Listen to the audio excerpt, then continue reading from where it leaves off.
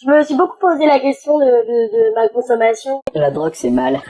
C'est un peu mon réconfort. C'est des contextes mentaux aussi. Je sais que je me détruis un peu le cerveau à chaque fois que j'en prends. Une fonction aussi de ce que tu prends, pas mal. Enfin, les aspects négatifs se ressentent de plus en plus fort. Je suis pas aussi réticent qu'on pourrait l'être.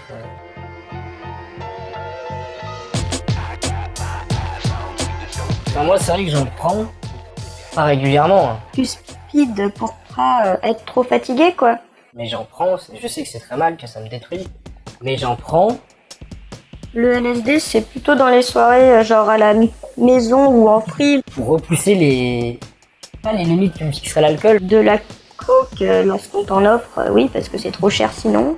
Pour entrer dans un autre royaume dans un autre royaume sensitif, dans un autre royaume de sensations que l'alcool ne m'offrirait pas. Le départ où j'ai commencé à consommer, j'ai trouvé que ça génial. C'est sécréter des tas de neurotransmetteurs qui font qu'on est heureux et qu'on est moins stressé. De la mescaline, ça m'est arrivé, mais sans plus. Mais c'est tellement peu régulier, c'est tellement peu fréquent que...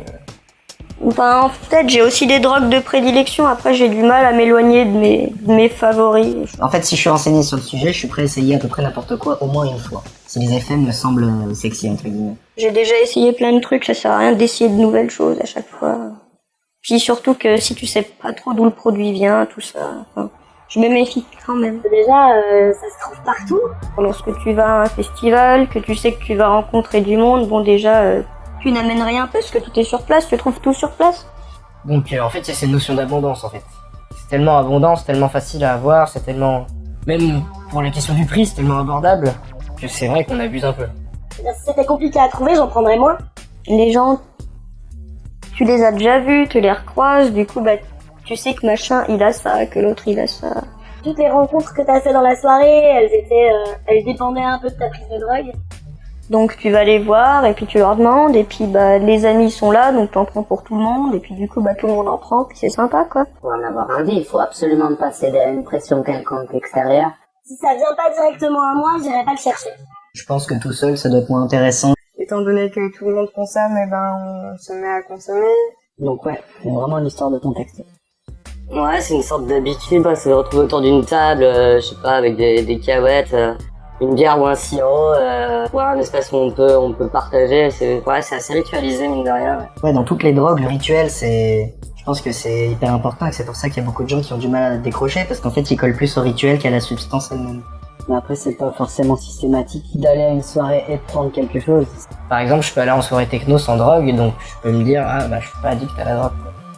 Et oui, c'est rassurant de se dire que, voilà, je n'ai pas besoin, je n'ai jamais eu besoin. C'est plus aller à une soirée et si ça s'y prête, pourquoi pas. Mais quand il y en a, ça apporte un peu plus de fun, entre guillemets, à mes jours, à mes nuits surtout.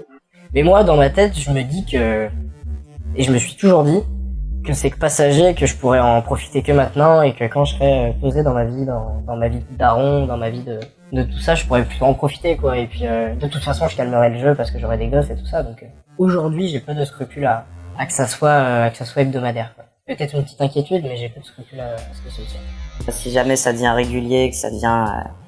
c'est pas intéressant. Ce qui est intéressant, c'est quand... C'est occasionnel et du coup, je sais que je suis pas accroché à ces trucs. Après, on a des prédispositions dans les produits. Occasionnel dans le sens où il faut qu'il y ait une occasion pour les drogues, l'alcool, peu importe. Oui, c'est pas le temps d'en prendre qui est mauvais, je pense, c'est le fait d'en reprendre qui est dangereux. C'est de faire attention à quand est-ce qu'on en reprend et pourquoi est-ce qu'on en reprend. Il y a le volet de que c'est indispensable pour passer à une bonne soirée, que c'est voilà, et puis il y a le volet de la régularité où l'alcool, justement, je me rends compte que c'est uniquement festif et j'ai pas forcément de mal à dire non à une canette quand des potes me proposent des produits. J'essaie de dire non, mais je sais que c'est moins souvent, j'ai plus facilement tendance à dire oui, même si c'était pas prévu à la base. Du coup, c'est pour ça que je fais plus attention. Sincèrement, je crois pas dans ma vie jusqu'ici avoir un jour dit non quand on m'en a proposé. Ça, je trouve que ça craint, je trouve. Enfin, ça me fait plus peur. J'ai pas envie de tomber dans la spirale où je pourrais plus faire la fête qu'en prenant un truc. Quoi. Ouais, ne pas pouvoir m'amuser à une soirée si j'en ai pas, ça serait la grosse limite, ouais, carrément. Et j'ai pas mal de potes qui sont consommateurs très très réguliers et c'est plus du tout le même délire, quoi. C'est plus du tout pareil. C'est pas l'addiction physique que je crains, c'est plus l'addiction sociale en fait.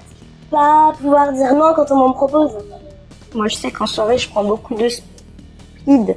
Par exemple, c'est pas pour ça que je vais être accrochée à ça, j'en prends pour rester réveillée si tu veux, mais c'est pas quelque chose dont j'ai envie le lendemain, par exemple, ou le surlendemain. C'est le rituel auquel les gens vont coller, ou l'addiction au tabac. Il y en a qui fument des joints et pas de clopes, mais en fait ils sont dépendants à la nicotine parce qu'à force de fumer des joints, ils ont besoin de leur dose. Et comme ils ont pas l'habitude de se craquer des clopes, et ben quand ils ont besoin de nicotine, ils vont se craquer un joint et... Boire des bières tous les jours, tout l'été avec des copains, pourquoi pas. Boire des bières tout seul devant sa télé tous les soirs, c'est un autre concept. Enfin, pour moi, c'est complètement différent. Alors ça c'est une grosse limite que je franchirais pas, quoi. Enfin, imaginons taper un tasse tout seul, ça c'est impossible. Impossible. C'est vraiment une limite obligatoire. Et même si au final, je sais pas si physiquement l'addiction elle se crée de la même manière, au moins mentalement il y a un décalage où quand tu vas arrêter de sortir avec tes potes, tu vas arrêter de boire. Alors que rentrer chez soi, c'est quelque chose de cyclique. Et si tu prends l'habitude de boire quand tu rentres chez toi le soir, et ben sortir de cette habitude-là, l'addiction mentale, tu vas l'avoir. Ça va être plus dur d'en sortir. Donc ouais, il y a le rituel, le fait de se récompenser en rentrant. Si on a l'habitude de tout le temps se fumer un joint quand on a une dure journée, on va avoir du mal la prochaine dure journée si on veut arrêter. Et si on a l'habitude de fumer un joint quand on regarde une série, ça fera bizarre de regarder une série sans fumer de joint, et voilà. Ça m'est arrivé 2-3 fois de fumer un pétard tout seul, mais vraiment c'est tout. Même boire une bière tout seul, je trouve ça un peu triste. Il y a déjà deux modes de pensée différents. Du coup, il y a un côté un peu récompense et un côté un peu autodestructeur. Et du coup, c'est des aspects qui sont complètement différents. Quand ça devient régulier, quand ça devient vraiment souvent, là il y a un problème d'addiction. Mais surtout, c'est quand on banalise le truc, quoi. Quand on banalise la drogue en mode, quand on se trouve des raisons, quoi. Ah ouais, mais non, mais là, quand même, tu comptes, je fais, ah bah non, là, j'ai complètement abusé, là. Ça, vaut mieux rentrer dans cette logique-là plutôt que, non, mais ça va, j'ai rien pris, c'est bon, je gère. Ouais, mais parce que c'est l'anniversaire d'un tel, ouais, mais parce que c'est... Mais c'est rien, j'en ai déjà pris beaucoup, mais de toute façon il va rien m'arriver, tout ça. Quand on banalise le truc, je pense qu'il y a un problème d'accoutumance. Faut rester maître de soi-même par rapport à ça. Et même si c'est dur, il faut arriver à ne pas se mentir par rapport à ça. Et ouais, ne rends pas ça indispensable. Ne rends pas ça surtout pas indispensable. Oui, j'espère que je serai capable de dire non, ouais.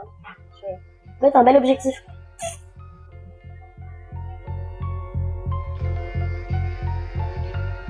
J'ai commencé à en prendre, voilà, c'était sympa, il y avait des gens qui en prenaient aussi, machin. Si je bois plus, c'est parce que justement je connais mieux mes limites et Plus moi qui contrôlais le joint, c'est le joint qui me contrôlait. Je me rends compte que j'arrive pas à arrêter du jour au lendemain. Oh non, j'avais pas envie d'arrêter du tout.